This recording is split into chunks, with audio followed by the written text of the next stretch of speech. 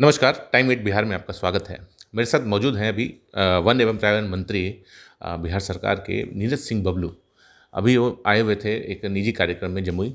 हमारी इनसे मुलाकात हुई। आइए इनसे बात करते हैं। अभी बिहार में शराबबंदी को लेकर काफ़ी हो हंगामा मचा हुआ है, तो शराबबंदी को लेकर ही इनसे सवाल करें। आज समीक्षा बैठक हुई है। नीतीश कुमार ने समीक्षा बैठक की लगभग 7 घंटे तक मैराथन बैठक हुई है उनकी। और उस बैठक में जो उन्होंने कहा है कि जो थानेदार हैं, अगर उनके थाने क्षेत्र में अगर शराब पकड़ी जाएगी तो उनको थाने से निलंबित कर दिया जाएगा। तो इस पर क्या कहेंगे? क्या ऐसा करने से क्या शराबबंदी खत्म हो जाएगी? देखिए, सबसे बड़ी बात है कि शराबबंदी को लेकर के माननीय मुख्यमंत्री जी काफ़ी चिंतित रहते हैं और उनका ये प्रयास है कि बिहार में हर हाल में 100% शराबबंदी हो। जिस तरह से शराब पीने वालों का माहौल रहता है, हर हमेशा कहीं न कहीं कुछ न कुछ शिकायत आया जाया करती है। तो इसको लेकर कभी बीच में जो जहरीली शराब की घटनाएँ घट गई है, तो मुझे लगता है कि माननीय मुख्यमंत्री जी काफ़ी इसको लेकर के प्रयासरत हैं, चिंतित भी हैं कि मजबूती से शराबबंदी लागू रहे, उसमें कहीं कोई ढिलाई ना हो। तो प्रशासन के लोगों को भी विशेष निर्देश दिया गया है और तमाम मंत्रिमंडल के सभी सदस्यों को भी बुला करके और पूरे राज्य के सभी जिलाधिकारी, सभी एसपी सबों को, सारे पदाधिकारियों को निर्देशित किया गया है कि भाई इसको जितना मजबूती से हो सके उसको चलाना है, कहीं से कोई शिकायत नहीं आना पाए। और थाना प्रभारी को ये विशेष जिम्मेवारी दी गई कि जिस थाने के क्षेत्र में इस तरह की घटना घटती है, पहले भी था निर्देश, उसको फिर से रिव्यू किया गया है कि जहाँ भी इस तरह का कहीं कोई वारदात होता है, कहीं कुछ पता चलता है, तो निश्चित रूप से विशेष उस पर भी कार्रवाई की जाएगी। उन्हें भी दंडित किया जाएगा, उन्हें फिर थाना में बने रहने का मौका नहीं मिलेगा। हो सकता है 10 साल तक उनको थाना का इंचार्ज ना बनाया जाए। तो इस तरह के निर्देश से मुझे लगता है कहीं न कहीं एक थोड़ा-सा खौफ तो होगा, एक भय तो होगा।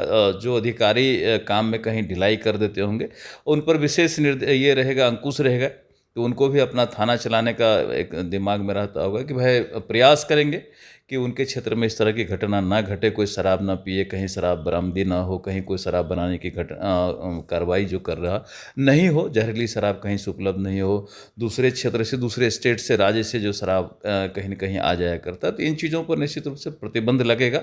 मेन रूप से माननीय मुख्यमंत्री जी का है कि लोगों के प्रति जो एक जनता के प्रति, गरीब लोगों के प्रति जो उनका लगाव है कि भाई लोग शराब से बचें। शराब से जो क्षति होता है, जो नुकसान होता है, शारीरिक नुकसान, आर्थिक नुकसान, इन चीज़ों से बचाने के लिए ये प्रयास चल रहा है। तो मुझे लगता है कि इसमें सफलता ज़रूर मिलेगी। विपक्ष साथ साथ तेजस्वी यादव भी हमलावर हैं लगातार आपकी सरकार पर। ये जो शराबबंदी है उसके बारे में सीधा सीधा वो कह रहे हैं कि ये शराबबंदी है वो विफल है। तो इस पर क्या कहेंगे आप? देखिए, जिस समय शराबबंदी हो रही थी, उस समय हम लोग बीजेपी के लोग विपक्ष में थे और मुझे लगता है कि सब लोगों ने मिलकर हम लोगों ने आगे बढ़ के सहमति दी कि शराबबंदी होनी चाहिए। उस समय तो वो भी समर्थन दे रहे थे शराबबंदी का। आज उनको क्यों खराब लग रहा है? सबसे बड़ी बात है, जिनका कहीं न कहीं संलिप्तता रहता है ना, उन्हीं को ये खराब लगता है। आरजेडी के अधिकांशतः लोग शराब में लिप्त रहते हैं, पीने से लेकर के बनाने तक में लिप्त रहते हैं, इसलिए उनको बुरा लग रहा होगा।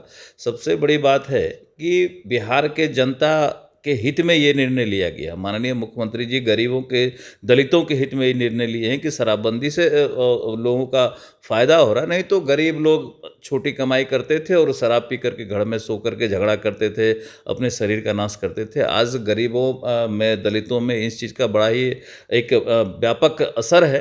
जो शराब से लोग दूर हुए हैं, अब लोग अपना काम कर रहे हैं, मज़दूरी कर रहे हैं, अच्छे माहौल में लोग जीते हैं। अब आपको कहीं सड़क पे या शादी में या किसी फंक्शन में झूलता गाता लोग नहीं मिलेगा। तो ये सब चीज़ों का अब जो कहा करता है कि लहरिया डांस वाला सब बंद हो गया है, तो ये तो देखने को मिलता ही, इसका असर तो बहुत ज़्यादा है ही। लेकिन कहीं न कहीं छिटपुट घटनाएँ घटती रहती है, ये चीज़ हम लोग भी मानते हैं, तो उस पर भी पूरी तरह प्रतिबंध लगेगा। अब विरोधियों का काम है आरोप लगाना, उनके पास कुछ है नहीं, आरोप के अलावा उनके पास कुछ है ही नहीं, तो वो करेंगे क्या? वो तो आरोप ही लगाएँगे। अगर उनको लगे कि पूरी तरह माननीय मुख्यमंत्री जी का ये डिसीजन पूरी तरह सक्सेस हो रहा है, तो उनको थोड़ा-सा कलेजा फटेगा कि मुख्यमंत्री जी इतना बड़ा काम कर दिए, इतना नाम क्यों हो रहा है? तो कलेजा फट रहा है, इसलिए आरोप लगा रहे हैं, और कुछ है ही नहीं। लोग कह रहे हैं ऐसा, कुछ नेता भी ऐसा कह रहे हैं विपक्ष के, कि जो जहरीली शराब से मौत हुई है, लगभग 50 लोगों की मौत हो गई जहरीली शराब पीने से।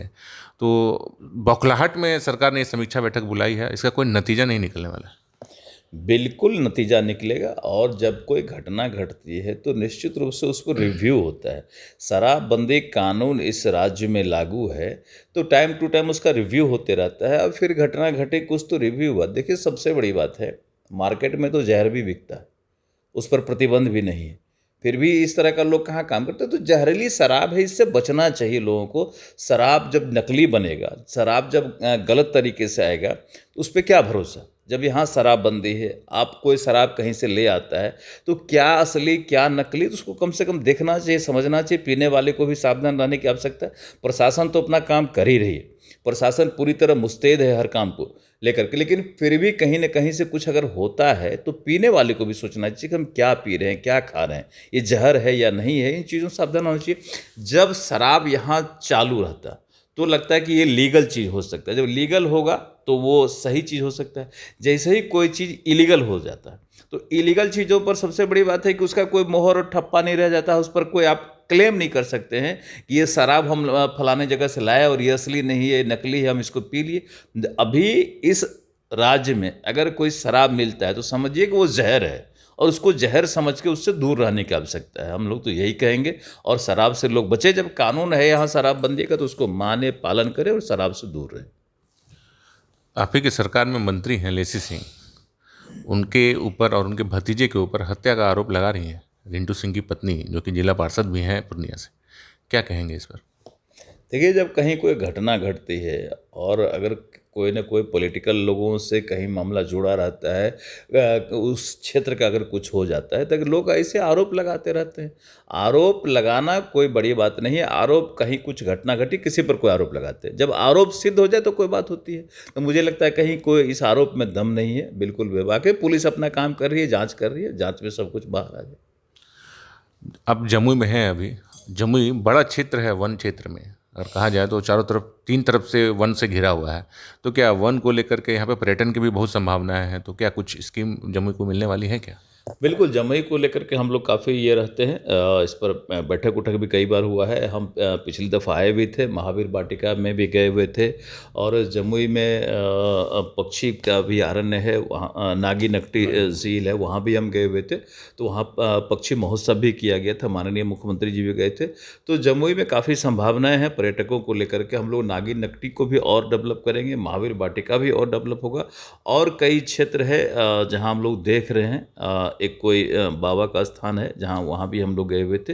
तो स्थानीय जनप्रतिनिधि भी कह रहे थे कि भाई उन जगहों को भी डेवलप करना है। तो हम लोग देख रहे हैं कि कौन कौन सा जगह और अच्छे तरीके से डेवलप किया जा सकता है, जहाँ टूरिस्ट है, जहाँ टूरिस्ट की संभावना हो। तो ये पर्यटक क्षेत्र तो है और बढ़ेगा, खास करके इस रूट से लोगों का जाना आना देवघर होता है झारखंड में। तो इस रूट को हम लोग चाहेंगे कि और डेवलप हो। बहुत बहुत धन्यवाद आपका। तो ये थे हमारे साथ बिहार सरकार के मंत्री नीरज सिंह बबलू जी। ये अभी जमुई आए हुए थे अपने किसी निजी कार्यक्रम में। तो इन्होंने बताया शराबबंदी को लेकर के जो अभी समीक्षा बैठक नीतीश सरकार ने की है, तो इससे और भी कड़े कानून लागू होंगे, थानेदारों पर और पाबंदी लगाई जाएगी। तो कुछ ना कुछ लोगों का रुझान, थोड़ा सा खौफ फैलेगा तो शराबबंदी को लेकर के। तो इसको लेकर के लोगों में जागरूकता भी आएगी, थोड़ा सा डर का भी माहौल होगा। तो हो सकता है कि शराबबंदी जो कानून है वो और तेज़ी से बढ़ेगा। आप देख रहे हैं टाइम एट बिहार और मैं हूँ सुमित। धन्यवाद।